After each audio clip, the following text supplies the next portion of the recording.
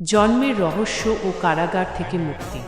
শ্রীকৃষ্ণের জন্মের সময় কংসের কারাগারের সমস্ত প্রহরীরা গভীর নিদ্রায় আচ্ছন্ন হয়ে পড়ে এবং লোহার শিকলগুলো নিজে থেকেই খুলে যায়।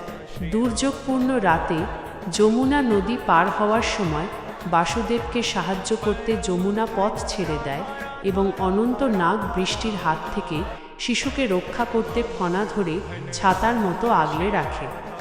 2. রাক্ষস বধ ও শিশু বয়সের অলৌকিকতা।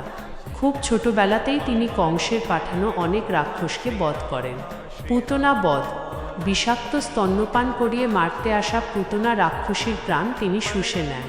তৃণাবর্ত বধ। ঘূর্ণিঝড়ের রূপ ধরে আসা রাক্ষসকে তিনি আকাশেই শ্বাসরোধ করে বধ করেন। কালীয় দমন। যমুনা নদীর বিষাক্ত সাপ কালীয় নাগের মাথার উপর নাচ করে তাকে দমন করেন এবং নদীকে বিষমুক্ত করেন। 3. গোবর্ধন পর্বত ধারণ। ইন্দ্রের ক্রোধ থেকে ব্রজবাসীদের রক্ষা করতে শ্রীকৃষ্ণ তার বাম হাতের কনিষ্ঠ আঙুলে বিশাল গোবর্ধন পর্বত 7 দিন ও 7 রাত তুলে ধরেছিলেন।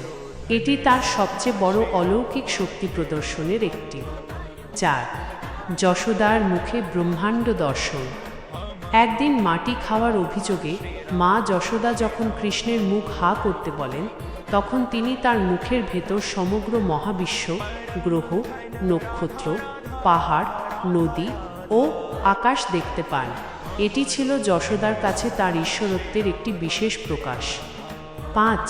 মহাভারতের অলৌকিক ঘটনা। দ্রৌপদীর বস্ত্রহরণ।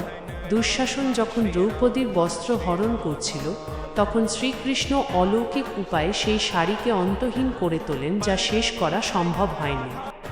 বিশ্বরূপ দর্শন।